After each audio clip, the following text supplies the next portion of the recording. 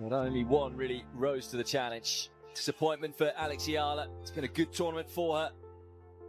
Moving inside the world's top 30 for the first time in her career. But it's Noskova who moves on. A simply devastating display of attacking brilliance. It's the better of Eala. 6-2, 6-love to make the quarterfinal. Pretty much everything right when you think of it. I mean, there was one glitch when she was at 40-15 on her serve. You know, Eala was coming back, but... Stop breathing. Freeze right where you are. I am not asking you. I am demanding your absolute, undivided, microscopic attention for the next few minutes. Cancel every single appointment you have. Put your phone on airplane mode. Disconnect your router from every other device in your house. Lock your doors. Pull down the heavy blinds. And turn the volume on your speakers all the way up until the sheer bass is violently shaking the concrete foundation of your floorboards. Because the mainstream American sports media, the terrified billionaire executives in the corporate boardrooms, and the established, panicked veterans hiding in the shadows of the WTA locker room are currently throwing a massive, desperate, highly coordinated celebration. They are popping expensive champagne bottles. They are breathing heavy, pathetic sighs of relief. They are pointing their trembling fingers at the screen, pointing at the final result of this round of 16 match on court 1.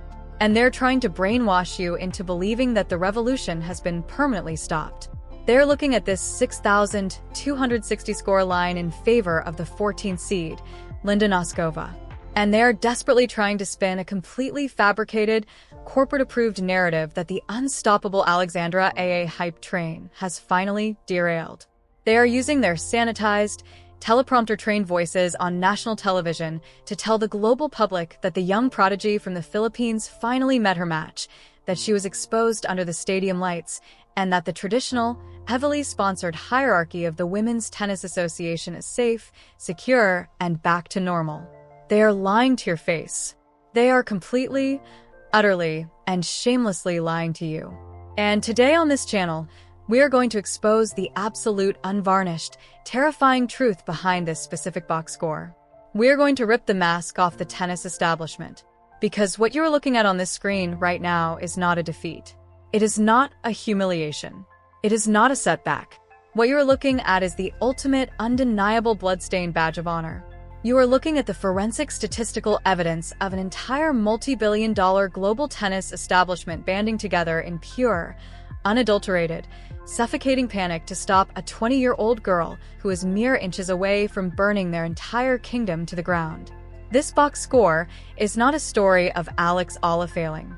It is the definitive, undeniable proof of exactly how terrified the old guard is of her massive, unstoppable world-ending potential. To truly understand the intense, suffocating psychological warfare that took place on court 1 today, we have to rewind the tape. We have to look at the exact context that the media is desperately trying to erase from your memory. Just 48 hours ago, Alexandra Eala committed the ultimate unforgivable sin against the American tennis establishment. She stepped onto the court and completely, systematically, and psychologically dismantled their billion-dollar golden child, Coco Gauff. She broke the reigning US Open champion so profoundly, so deeply, that Gauff literally faked a nerve injury, complained about invisible fireworks in her arm, and cowardly fled the stadium in tears rather than face the humiliation of a blowout. Eala didn't just beat the world number 4. She stripped her of her aura. She exposed the absolute fragility of the entire top-tier elite. And the fallout from that specific match sent a shockwave of pure, unadulterated terror through the encrypted WhatsApp group chats of the WTA Tour. The veterans panicked. The top seeds realized that their carefully constructed aura of invincibility was permanently gone. The corporate sponsors realized their investments were in grave danger. So, what did the establishment do? They pulled their resources. They circled the wagons. They took every single piece of data, every single slow-motion swing analysis, and every single high-tech scouting report they had gathered on Eala, and they handed it directly to Noskova. They looked at the 14th seed from the Czech Republic and essentially told her, "You are our absolute last line of defense. If you do not stop this Filipina qualifier right now, tonight, She's going to take all of our trophies, all of our massive sponsorships, all of our primetime television slots, and all of our dignity. They turned Linda Noskova into a desperate, panicked, do-or-die mercenary. And when a professional Grand Slam-level athlete is backed completely into a corner, fighting not just for herself, but for the absolute survival of the entire tennis establishment, they are capable of doing things that literally break the fundamental laws of physics. I need you to look incredibly closely at the statistics on this screen. Look at the absolute terrifying, mathematically absurd numbers that Linda Noskova had to miraculously produce just to survive the suffocating aura of Eala. Let us start with the single most ridiculous, unbelievable statistic on the entire board: the win percent on second serve. Linda Noskova won an unbelievable video game glitch 81% of her second serves. 81%. I need you to truly, deeply understand how absolutely ridiculous and unsustainable that number is. In professional tennis, the second serve is an inherent vulnerability. It is the exact moment the returner is supposed to attack. It is the moment of weakness. Even the greatest servers in the entire history of the sport, legends with massive power, usually hover around a 50 or 55% win rate on their second serve against elite returners. But Noskova hit 81%. How is that physically possible? I will tell you how. It is possible because Noskova was playing with the terrified, adrenaline-fueled energy of someone who knows she is facing an apex predator. She wasn't playing normal tactical tennis. She was swinging with her eyes closed. She was hitting the absolute razor edges of the lines, taking massive, reckless, suicidal risks on every single second serve. Why? Because she knew deep in her terrified soul that if she engaged in a neutral extended baseline rally with Eala, she would be suffocated, outgrinded, and destroyed exactly like Coco Gauff. Nova played the match of her absolute life. She was hitting numbers she will literally never ever replicate again in her entire career, simply because the sheer blinding terror of facing the Rafael Nadal Academy prodigy forced her to temporarily transcend her own mortal limits. She hit a 77% win rate on her first serve. She hit 7 aces while committing absolutely 0 double faults. She won 56 total points to Eala's 26.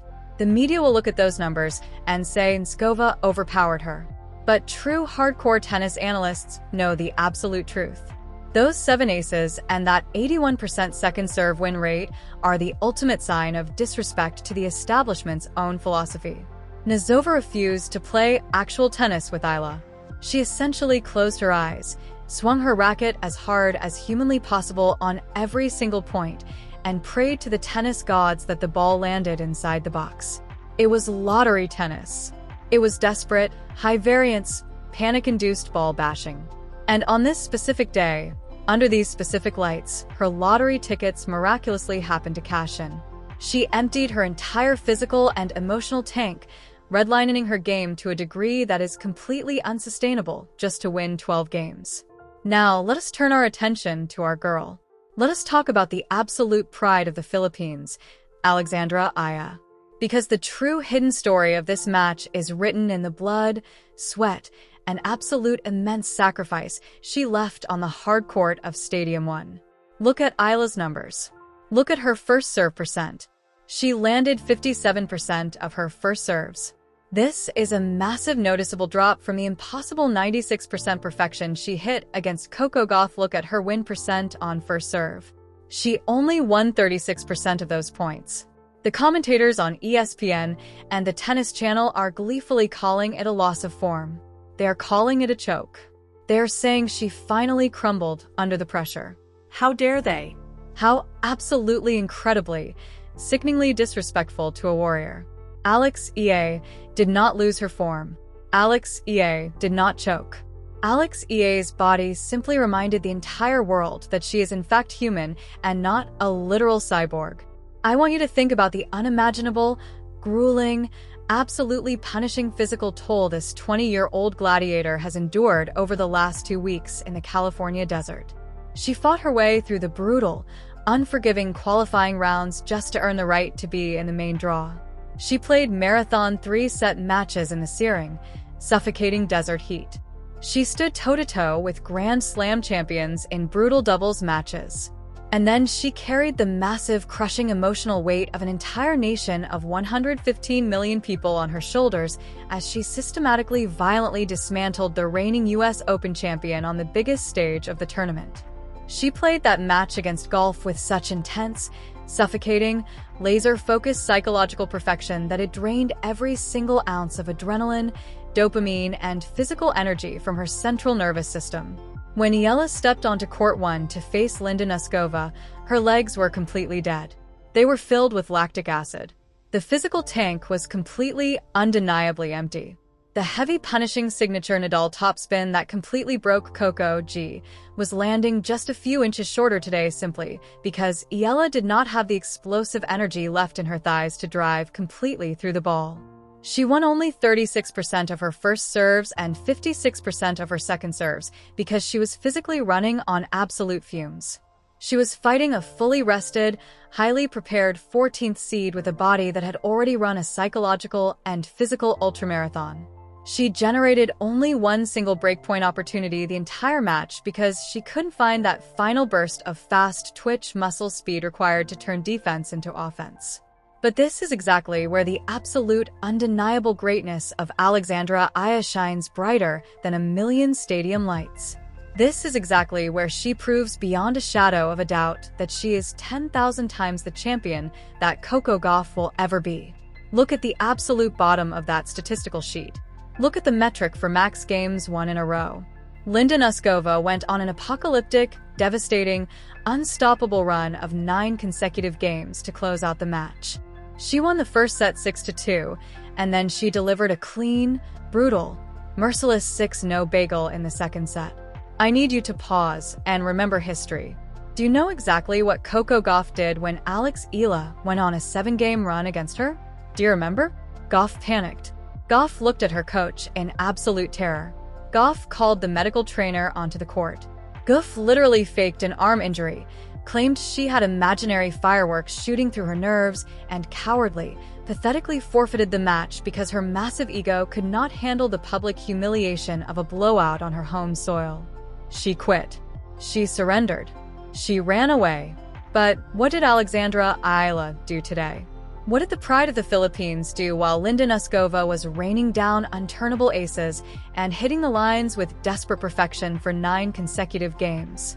What did our girl do when she was down 6 feet 2 inches 5-0 with incredibly heavy legs, a completely empty physical tank, and a hostile American media eagerly waiting to write her obituary and dance on her grave?